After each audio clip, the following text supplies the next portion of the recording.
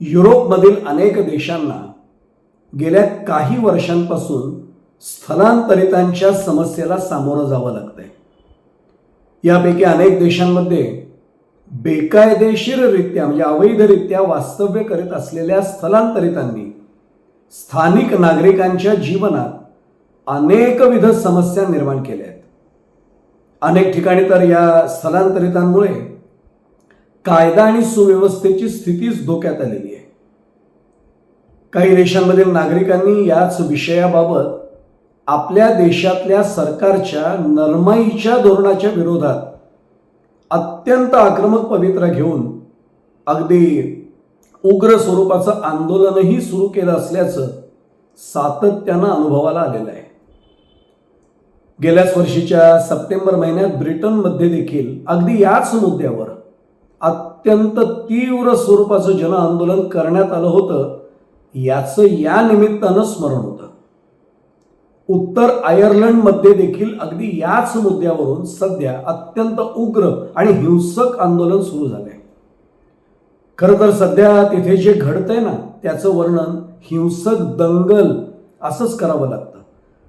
घरांची तोडफोड करणं, घरांना आगी लावणं, वाहनं पेटवणं अशा प्रकारच्या घटना सध्या तिथे सतत घडत आहेत. विशेष म्हणजे या दंगलीचं लोण थेट लंडनपर्यंत पोहोचलं असून संपूर्ण युनायटेड किंगडम देश या आगीत होरपळला जाण्याची भीती आता जाणवते. आणि म्हणूनच खरं तर हा विषय आता नव्यानं चर्चेच्या केंद्रस्थानी आलेला आहे. उत्तर आयर्लंडमध्ये राजधानी बेलफास्टमध्ये 8 जून रोजी स्टीफन ओगिल्वी या नावाच्या एका स्थानिक नागरिकावर सुदानच्या हादी अलोदीद या 30 वर्षीय निर्वासितानं चाकूने निर्घृण हल्ला केला. सुदानमधून आलेल्या या मुस्लिम व्यक्तीनं स्थानिक श्वेतवर्णीय ख्रिस्ती व्यक्तीवर हल्ला केल्यामुळे या दंगलीला आता स्थानिक विरुद्ध बाहेरचे असं उघड स्वरूप प्राप्त झालंय. या घटनेचं वर्णन वाचल्यानंतर खरं तर कोणत्याही संवेदनशील व्यक्तीच्या मनात अत्यंत संतप्त भावना निर्माण होणं हे अगदी स्वाभाविकच म्हणावं लागेल. हादी अलोदीदने मोठ्या चाकूने स्टीफनवर हल्ला केला. पाठीवर आणि मानेवर त्यानं जोरदार हल्ला केल्यानंतर स्टीफन खाली कोसळला. त्यानंतर हादी हा स्टीफनच्या छातीवर जाऊन बसला. त्यानं त्याच्या डोळ्यात चाकू खुपसला. मानेवर चाकूनं वार केले. एवढं करूनही तो थांबला नाही. तो स्टीफनचा गळा चिरू लागला. वास्तविक पाहता यावेळी आजूबाजूला त्या प्रसंगी शेकडो नागरिक उपस्थित होते. मात्र हादीच्या या राक्षसी वृत्तीमुळे आणि कोणी पुढे आलं तर त्याच्यावरही असाच हल्ला करेन अशा दिलेल्या धमकीमुळे स्टीफनला वाचवण्यासाठी पुढे येण्याचं धैर्य त्यावेळी कोणालाही झालं नाही. हे भयावह दृश्य पाहून एका महिलेने पोलिसांशी संपर्क साधला आणि त्यानंतर त्यांनी या हल्लेखोराला पकडलं. नेमकं या संपूर्ण घटनेचं कोणीतरी चित्रीकरण केलं. तो व्हिडिओ मग समाज माध्यमांवर अत्यंत वेगानं पसरला, व्हायरल झाला. संबंधित हल्लेखोर हादी हा मूलतः सुदानचा नागरिक असून गेल्या काही वर्षांपासून तो उत्तर आयर्लंडमध्ये राहतो हे समजताच स्थानिक नागरिकांचा रोष मग अनावरत झाला. यानंतर स्थानिक नागरिकांनी उत्तर आयर्लंड परिसरात राहणाऱ्या सर्वच निर्वासित लोकांच्या निवासस्थानांवर हल्ले करायला सुरुवात केली.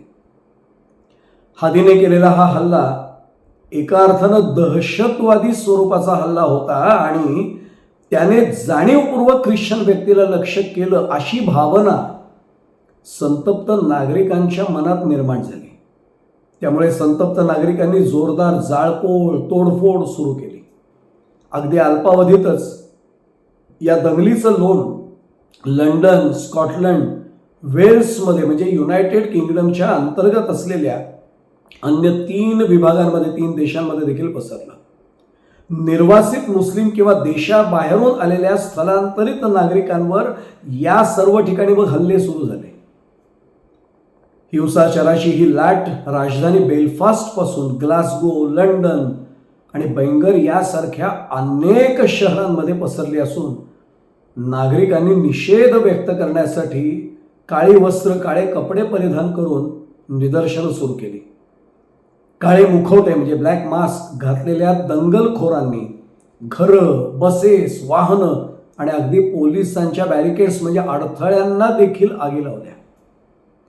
बेलफास्ट नजीकच्या न्यू टाउन अबे आणि किलकिल या शहरांमध्ये देखील जाळपोळीच्या घटना मोठ्या प्रमाणात घडल्या. उत्तर आयर्लंडच्या फर्स्ट मिनिस्टर मिशेल ओ नील यांनी या हिंसाचाराचा निषेध तर केलाच आहे, पण त्यांनी याला गुंडगिरी असंही म्हटलंय. लंडनच्या पार्लमेंट स्क्वेअरमध्ये आणि स्कॉटलंडमधल्या ग्लासगो परिसरातही स्थलांतर विरोधी आंदोलनाच्या दरम्यान अत्यंत मोठ्या प्रमाणात भीषण असा हिंसाचार झालाय, दंगलच उसळलेली आहे. स्टीफन ओगिल्वी याच्यावर हल्ला करणारा हादी अलोदिद याचे कोणत्याही दहशतवादी संघटनेशी कोणतेही संबंध आढळून आलेले नाहीत.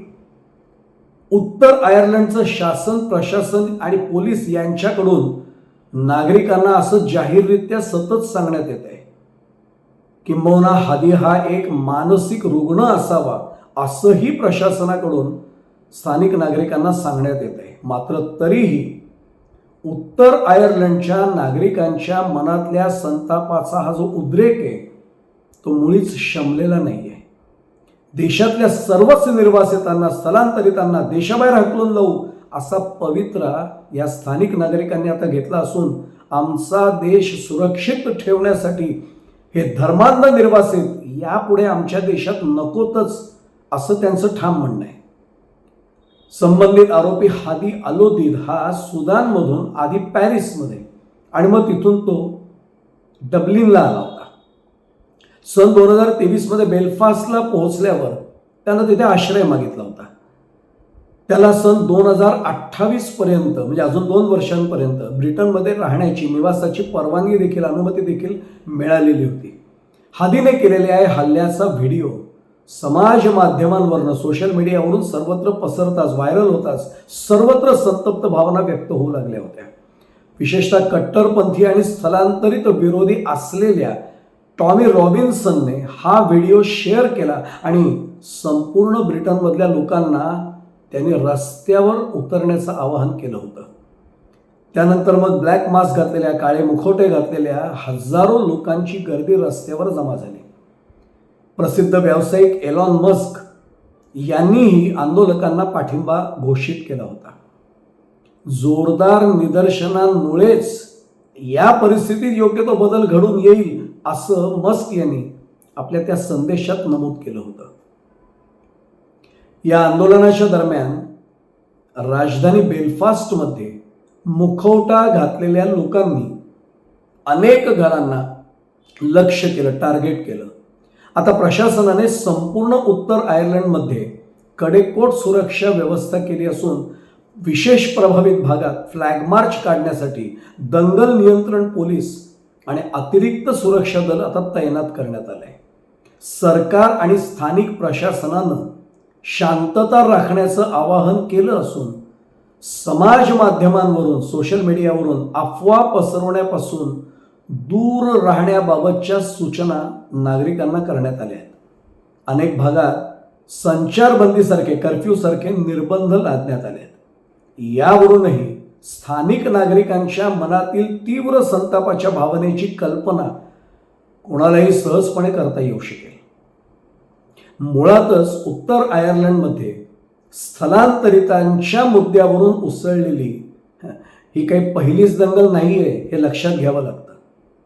गेल्या वर्षी देखील 10 जून 2025 रोजी उत्तर आयर्लंडमध्ये याच मुद्द्यावरून अशाच प्रकारची एक दंगल उसळली होती.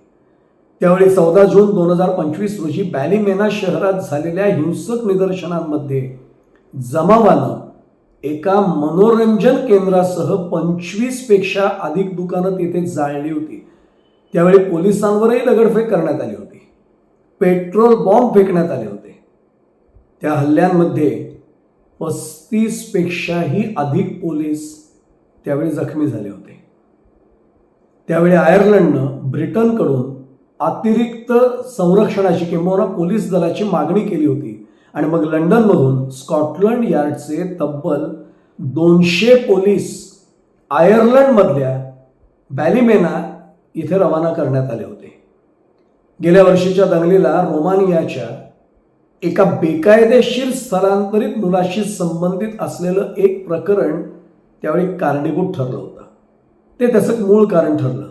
एका स्थानिक अल्पवयीन मुलीचं लैंगिक शोषण केल्याच्या प्रकरणी त्याला अटक झाली होती आणि मग हे प्रकरण समोर आल्यानंतर स्थानिक जनतेत प्रचंड संतापाचा उद्रेकच उसळला, निर्माण झाला संताप तो.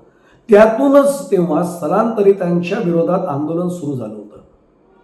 खरं तर बेकायदेशीर स्थलांतराला विरोध हा 6 प्रमुख युरोपीय देशांमध्ये याआधीच एक प्रमुख राजकीय मुद्दा बनलेला आहे, हे लक्षात घ्यावं लागतं. त्यामध्ये Britain, Germany, France, Italy, Spain आणि हॉलंड या देशांचा समावेश आहे. गेल्या वर्षी डब्लिनचे कट्टरपंथीय काउन्सिलर असलेल्या मलाची स्टिन्सन यांनी हिंसक जमावाचं नेतृत्व केलं होतं.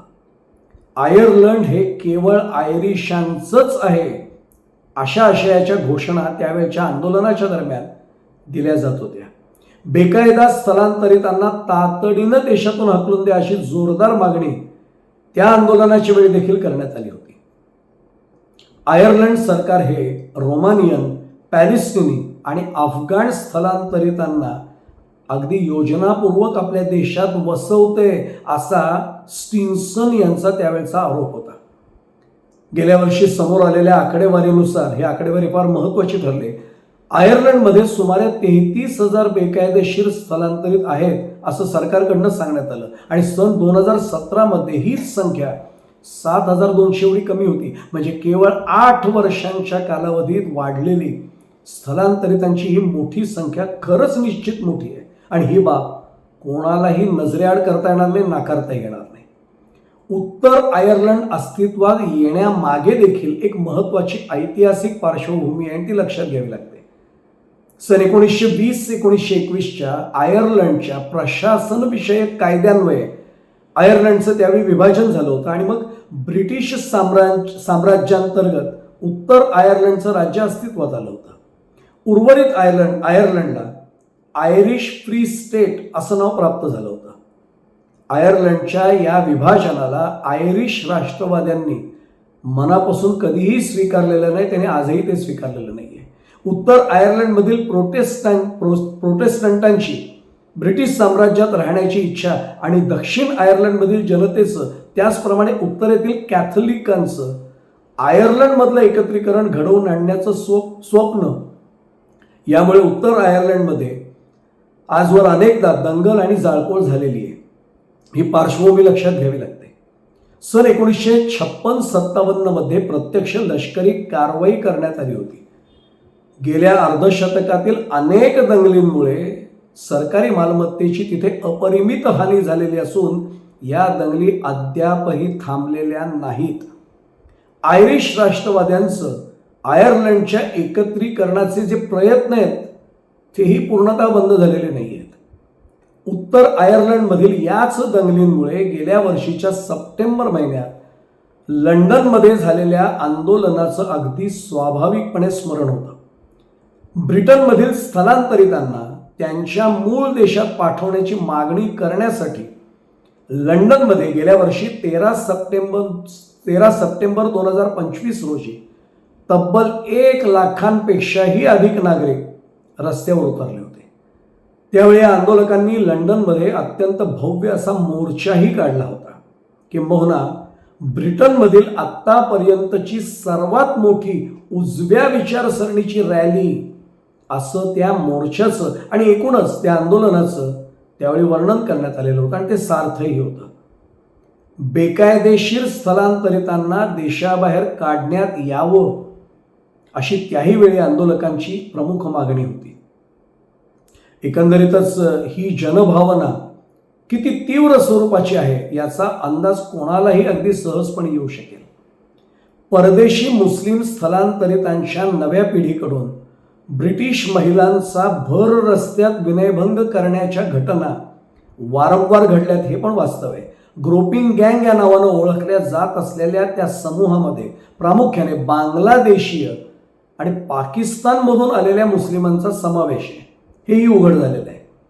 लंडनच्या काही भागांवर मुस्लिम लोकसंख्येचं आता वर्चस्व निर्माण झालेलं आहे. या सर्वांचा संबंध प्रामुख्याने पाकिस्तान आणि बांगलादेश या दोन राष्ट्रांची आहे, हे आवर्जून नमूद करावं लागतं. बेकायदेशीर स्थलांतरितांना देशातून त्वरित पाठवा, हीच आजवरच्या सर्व आंदोलनकर्त्यांची प्रमुख आणि ठळक मागणी आहे, उघड मागणी आहे. उत्तर आयर्लंडमधील दंगलींमुळे हाच मुद्दा नव्यानं एकदा पुन्हा ऐरणीवर आलाय. आता याबाबत संबंधित प्रशासनाकडून नेमकं कोणतं धोरण अंगीकारलं जातं, हाच सर्वांसाठी औत्सुक्याचा मुद्दा ठरलाय असं म्हटलं तर ते अप्रस्तुत ठरणार नाही.